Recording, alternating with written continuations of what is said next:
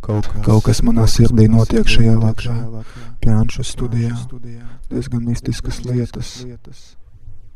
Vēl kaut ko. Man turpināt runāt. Diezgan bezsakarīgi.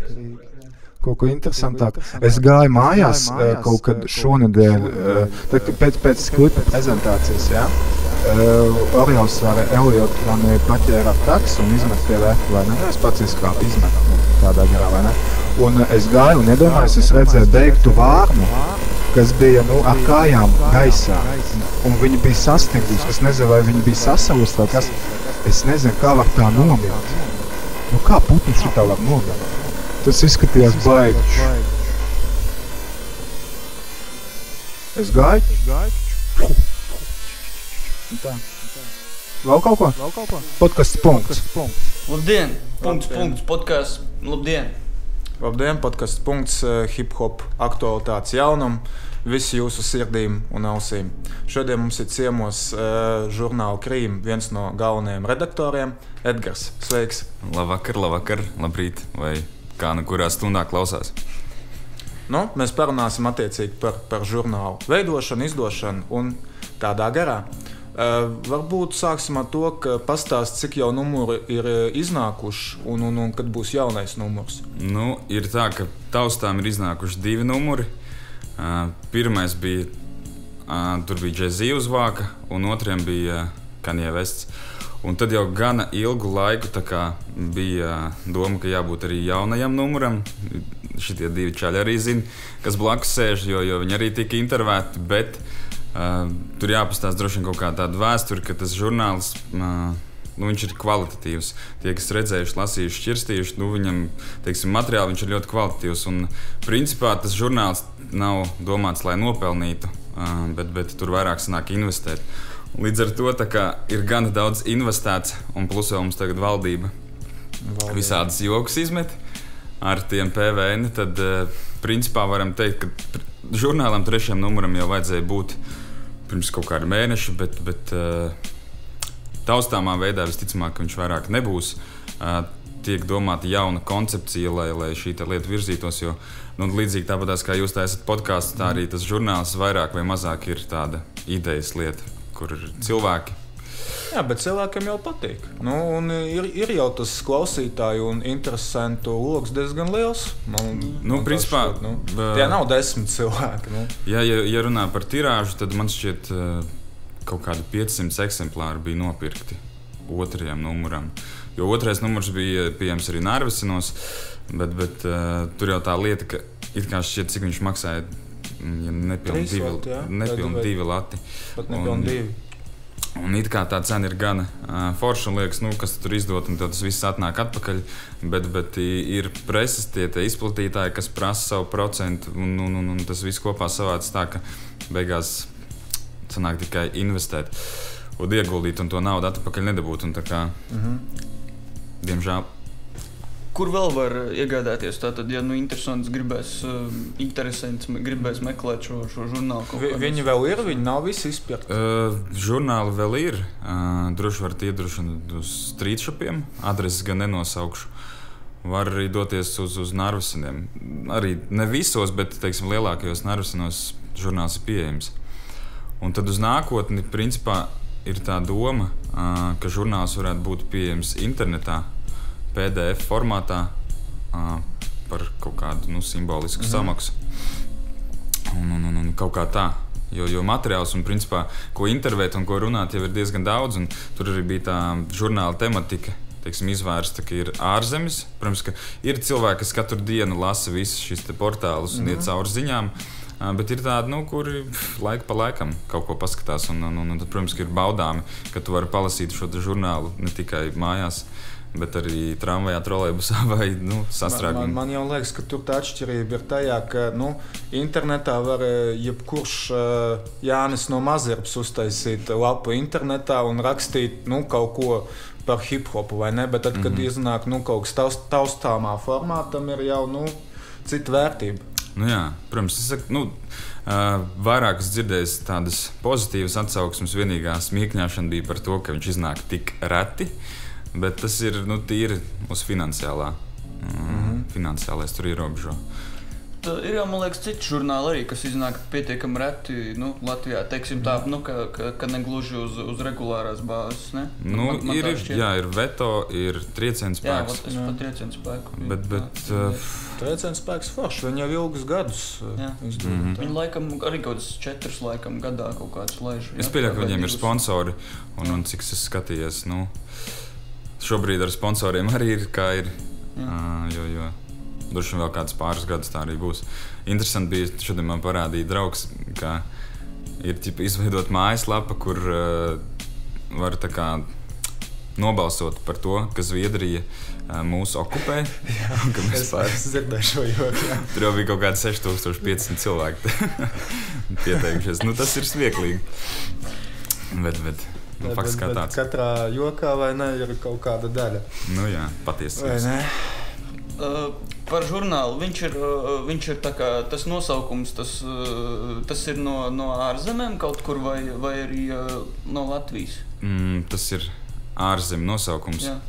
Principā tā kā nosaukums tika domāts baigi sen, un gribēs kaut kādu tādu skanīgu frāzi, un es pat nepateikšu, kurš bija tas veiksmīgais.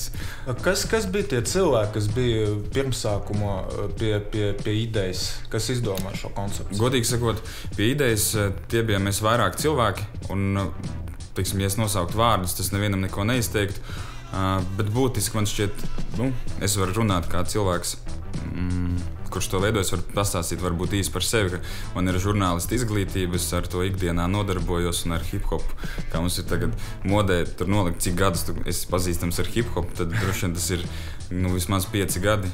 Kaut kāds lielākais atskaites punkts bija Rīzes koncerts. Un lūk, tā kā kaut kāda sapratne par to lietu ir. Savukārt, pārējie cilvēki arī ir tādi vairāk vai mazāk ieinteresēti hip-hop lietā, jo es nezinu, kāpēc, bet Latvijā ir tādi aizspriedumi par to, piemēram, ja nosaukt kādus konkrētus vārdus, tad bet tas jau būs šitā te un tas būs šitā te. Ka tie cilvēki varētu it kā kaut ko nesaprast vai gluži otrādi saprast pārāk daudz. Bet žurnāla tematika jau to parādīja, ka bija kaut kas no, teiksim, populārās, mainstream lietas un kaut kas vairāk no tā sauktā undergrounda. Tā kā tika viss sabalansēts, lai būtu visiem, ko lasīt. Tās ziņas, kas ir no ārzemēm, piemēram, tās ir kaut kādas paši izvēlētas, kas liekas aktuāls par tām raksts. Jā.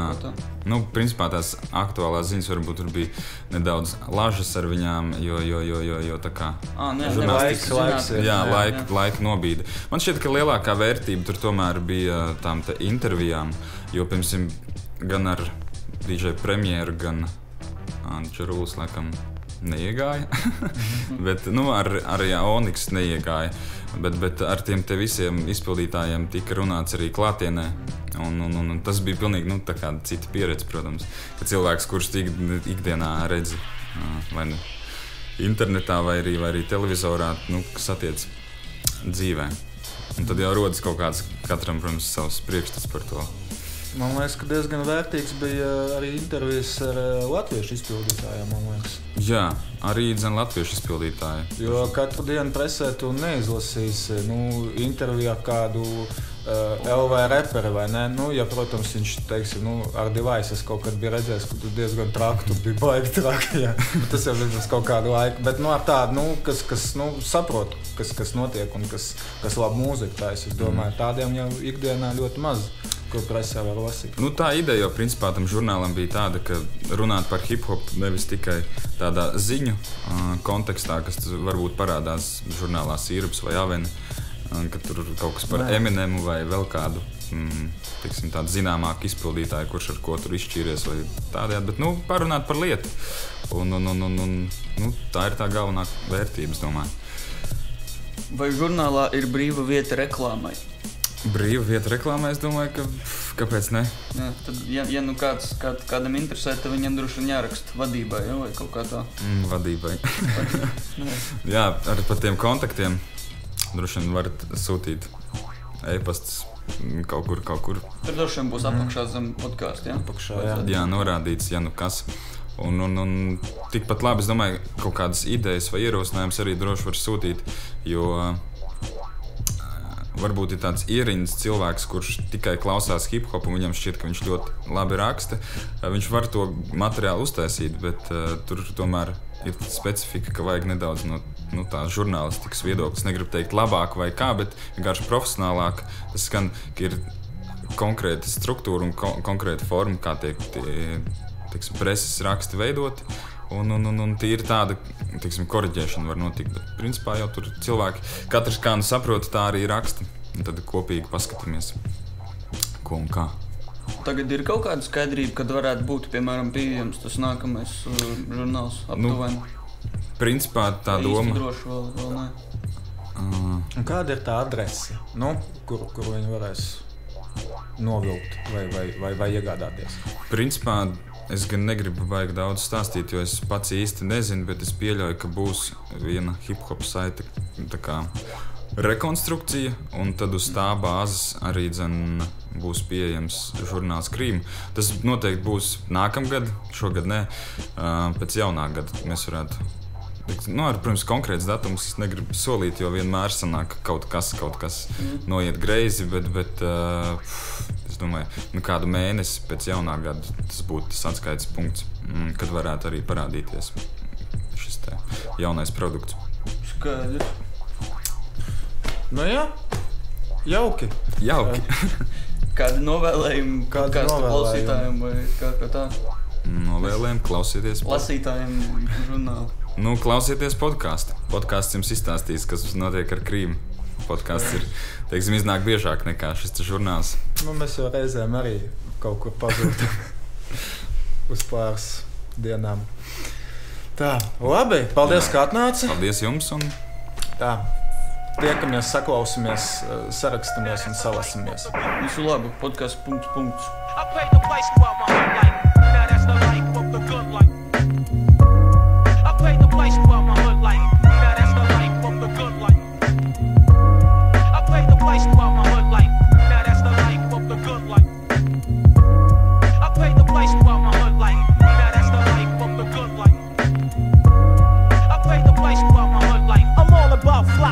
Rockin' shows, flippin' O's, butter levers, 10 boots, BMs with the momos. Diamond rings, minks, links, and down Perrion. Keep an eye when I cry, cause punks creepin' from behind. Nickel-plated guns for wars and scoreboards. Knock down your door, tie you up, take yours. Cause everything's fine in the 9-double tray. Sit back, relax, parlay, but anyway, who gets the props? Task Force, yes, sir. The pimp pirate regulators coming at ya.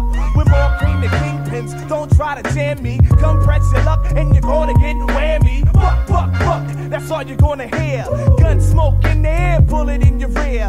10 boots of work suits, Rolexes and Lexus. My whole crew plexes, counting G's off records. That's life. That's the life of the good life. I pay the price for my hood life. Now that's the life of the good life. I pay the price for my hood life. Now that's the life of the good life. I pay the price for my hood life. Now that's the life of the good life. I'm on the block at 5 o'clock selling weed and rock. I can't let the flow stop. Money busting out my sock like G-Rap. I got G-stacks and cream, fat black boots and jeans. High hopes and dreams. It's a natural fact. I sling crack to get my dime knots. My 9 bust shots and leave lots of blood clots. Smoke up set spots and drink 800 beers. Shooting max in all black, leaving families in tears. I have you missing like Sphinx too. I'm a killer on the loose, nigga. You don't believe me. Here's the proof. Squab a crowd trying to get paid like Thurston Howe. Watching my back on this Killigan Owl. I be mad dreaming about this rap shit and getting creamin'. My head be steaming when that dodo weigh in like Keenan. Shit got ugly. Even my own peeps bug me. It's on again. I'm reborn again and everything's lovely. Now that's the life of the good life. I pay the price for my hood life. Now that's the life of the good life. I pay the price for my hood life. Now that's the life of the good life. I pay the price for my hood life. Now that's the life of the good life. I pay the price for my hood life. I rock a dark fade, baggy G-lace, nicks and trays. Niggas bust shots to the graves, hoodies, hats, and shades. And all black, I'm all that, my stats be that. In this showbiz, I like my pockets fat, not flat. I see drug wars, niggas used to be bulls. They let the cream come, in between was mine, no longer yours. Guns talk, bullshit walk, bodies and talk. Homicide and Norks, be jumping out Chevys and Skylarks. After dark, I slice like a guillotine. Front the coke, or I'ma take it, yeah I mean. Niggas front since we been off the scene. Until we got a deal, it was all a dream. But now we getting cream and stacks. Jumping out big boy acts with gator boots and gats. Now it's all about champagne and jacuzzis, water bitch, gangster bitches, rags, the riches and Uzis forever. That's the life of the good life.